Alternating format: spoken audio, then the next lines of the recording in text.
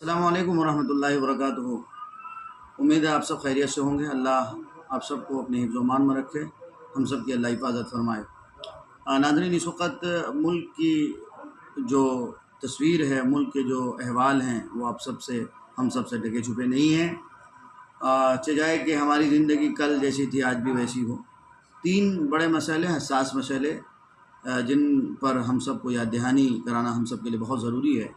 ایک مسئلہ جو بھی بہت تیزی کے ساتھ چل رہا ہے، وہ رام گیری کا مسئلہ۔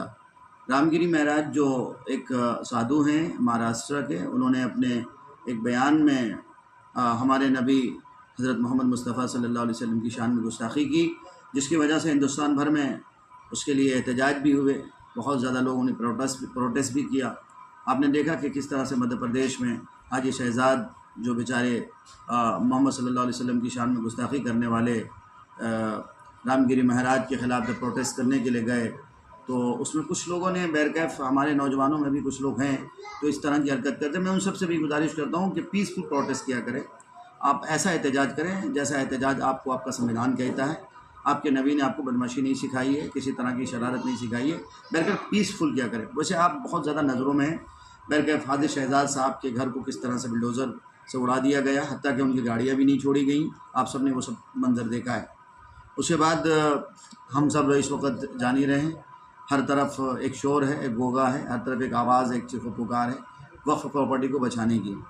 وقف کی جائیدادیں ہندوستان میں اتنی زیادہ ہیں کہ مجھے لگتا ہے کہ سرکاری وبھاگ اور سرکاری جائیدادیں بھی اتنی نہیں ہیں جتنی کہ مسلمانوں کی وقف کی پراپرٹیاں ہیں، وقف کی جائیداد ہیں۔ اتنی پراپرٹی اور اتنی جائیداد ہونے کی وجہ سے حکومت کی نظر لگی ہوئی ہے۔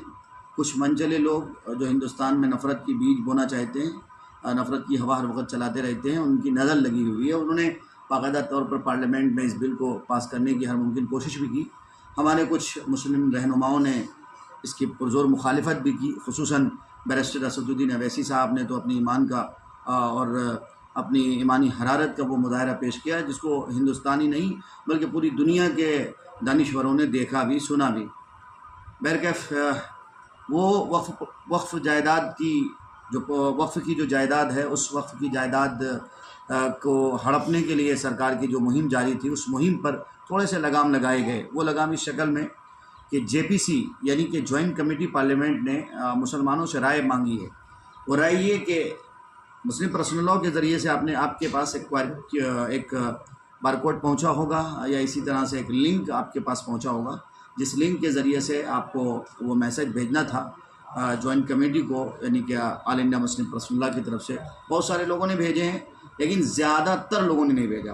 ابھی آج ہم تارا باری پنچایت اور اپنے حلقے کے جو میرا پورنیہ ضلع کا حلقہ لگتا ہے، ہم کچھ جگہوں پہ گئے، میں نے دیکھا 99% تو دور کی بات کہ 100% کہہ لیا جائے، کسی کو خبر ہی نہیں کہ اس وقت جو وقف بورڈ کا مسئلہ چل رہا ہے، مسلمانوں کی مسجدیں، مسلمانوں کے قبرستان، مسلمانوں کی عیدگاہیں، مسلمانوں کے مزارات، مسلمانوں کی قبریں، اور اسی طرح سے اتہاسک اور تاریخی جگہیں، جامع مسجد، لال قلعہ، قطب مینار، اور بے شمار جو ہندوستان سے پاکستان اس وقت ہجرت کرے ہوئے مسلمان، ان کی زمینیں، ان کے مکانات، یہ سب وقف کی کہلاتی ہیں۔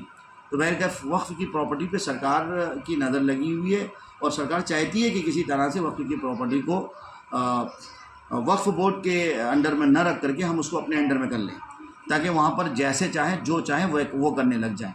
یاد رکھیں، کوئی بھی مسجد بنتی ہے، کوئی بھی مدرسہ بنتا ہے، کوئی بھی عیدگاہ کو ہم تعمیر کرتے ہیں، کسی بھی قبرستان کو بناتے ہیں، وہاں پہ اگر کسی کی بھی زمین ہوتی ہے، وہ اپنی زمین کو وقف کر دیتے ہیں، یہی وقف کی پراپرٹی کہلاتی ہے۔ بیرکیف وقف کی پراپرٹی کو بچانے کے لیے جوائنٹ کمیٹی پارلیمنٹ نے ہم سے رائے مانگی ہے۔ وہ رائے QR کوڈ کے ذریعے سے، وہ رائے ایک لنک کے ذریعے سے، اگر وہ لنک آپ کے پاس نہیں پہنچا ہے تو آپ ہم سے رابطہ کریں، میرا نمبر آپ کو انشاءاللہ اسی میں مل جائے گا، میں آپ کو انشاءاللہ وہ لنک دے دوں گا یا وہ بارکوڈ دے دوں گا، اور کوشش آپ سے میں یہ گزارش کروں گا کہ زیادہ سے زیادہ اس میسج کو، اس پیغام کو اور اس سندیش کو آپ کو پھیلانا ہے، اور جوائنٹ کمیٹی پارلیمنٹ کو یہ بتانا ہے کہ بھئی ہمیں وقف کی پراپرٹی جیسے تھی ویسے ہی رہنے دیا جائے، اس میں کوئی بل نہ لایا جائے، اس میں کسی کی حصہ داری نہیں چلے گی۔ مسلمانوں کی جو وقف کی پراپرٹیاں ہیں، وقف کی جائیداد ہیں، اس پہ صرف اور صرف مسلمانوں کا قبضہ ہے۔ تیسرا مسئلہ اس وقت آپ نے دیکھا ہے، بہت حساس مسئلہ، بہت بڑا مسئلہ، افسوسناک، دکھ بھری، نہایت ہی رنجیدہ خبر، وہ داعی اسلام، مفکر اسلام حضرت مولانا کلیم الدین صدیقی صاحب دامت برکاتہم اور ان کے 14 ساتھی سے متعلق ہے۔ ابھی دیکھا کہ ایک خبر گردش کر رہی تھی کہ ایڈوکیٹ ندیم صاحب نے یہ خبر دی کہ مولانا کلیم الدین صدیقی صاحب پر جو الزام لگا تھا، اب وہ الزام نہیں رہ گیا، بلکہ اب اس کو جرم کی شکل میں بدل دیا گیا۔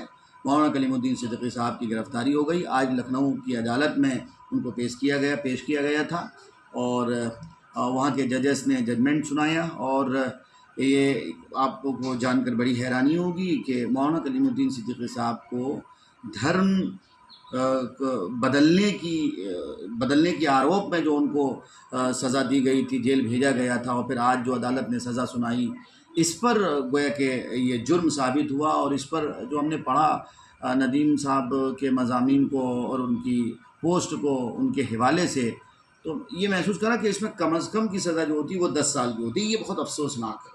اللہ کرے کہ مولانا کلیم الدین صدیقی صاحب جلد سے جلد رہا ہو جائیں، بہت جلد رہا ہو جائیں۔ اللہ آپ کو اپنی حفظ و امان میں رکھے۔ آپ کے 14 ساتھی جو تھے، جو آپ کے خدمت گزار تھے، جو آپ کے مددگار تھے، اور جنہوں نے دین کی خدمت کے لیے اپنی ساری چیزیں قربان کری تھیں، اپنا گھر بار قربان کیا تھا، اللہ ان سب کو اپنے حفظ و امان میں رکھے۔ اور جہاں جہاں بھی دین کے داعی ہیں، دین کی خدمت کرنے والے ہیں، اللہ تعالیٰ سب کو اپنے حفظ و امان میں رکھے۔ لیکن ہم سب کو مولانا کلیم الدین صدیقی صاحب کے لیے دعا بھی کرنی ہے، اور جو پڑھے لکھے طبقے کے لوگ ہیں، جو ججز ہیں، وکلاء حضرات ہیں، وہ سب کوشش کریں کہ مولانا کلیم الدین صدیقی صاحب جیسے بھی ہوں جلد سے جلد رہا ہو جائے، جلد سے جلد مولانا کلیم الدین صدیقی صاحب پر یہ جو کالا دھبا لگا ہے، یہ کالا دھبا ختم ہو جائے۔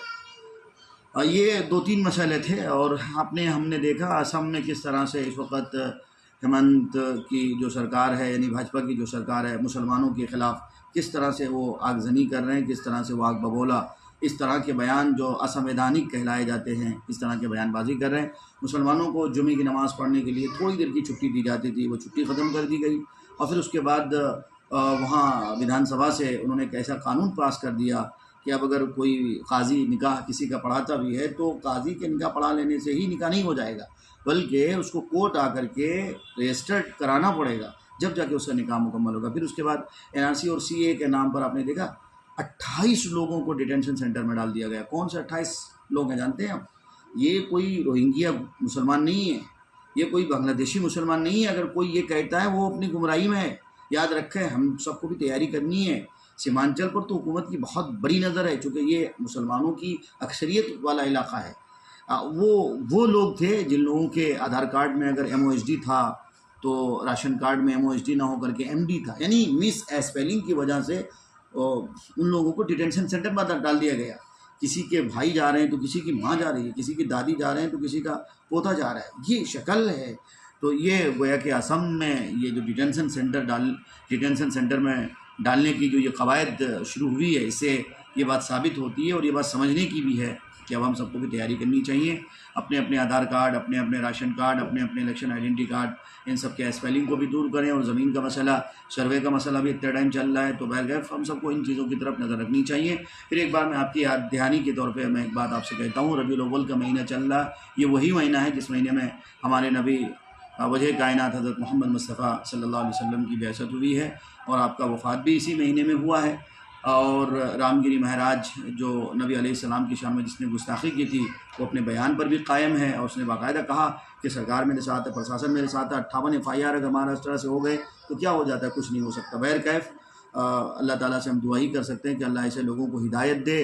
اگر ان کے مقدر میں ہدایت نہیں ہے تو اللہ تعالیٰ ظاہر ہے جبار بھی ہے، قہار بھی ہے۔ جب کسی کی گرفت کرنے پر آتا ہے تو ظاہر ہے اس کو صفحہ ہستی سے اللہ مٹا دیتا ہے۔ فرعون کو کس طرح سے اللہ نے مٹایا اور دنیا بھر کے لیے نشان عبرت بنا کے رکھ دیا۔ بہرکیف میں آپ سب سے پھر ایک بار گزارش کرتا ہوں، وقف بورڈ کے حوالے سے جو آپ کے پاس QR کوڈ پہنچا ہے، یا جو آپ کے پاس لنک پہنچا ہے، لنک کے ذریعے سے ہو یا QR کوڈ کے ذریعے سے ہو، اپنی رائے ضرور JPC کو بھیجیں، جوائنٹ کمیٹی پارلیمنٹ کو ضرور بھیجیں، اور یہ بتائیں کہ ہم سب مسلمان وقف کی پراپرٹی کے ساتھ چھیڑ چھاڑ برداشت نہیں کر سکتے ہیں، اپنے آئین اور سنویدھان کے ساتھ چھیڑ چھاڑ برداشت نہیں کر سکتے ہیں۔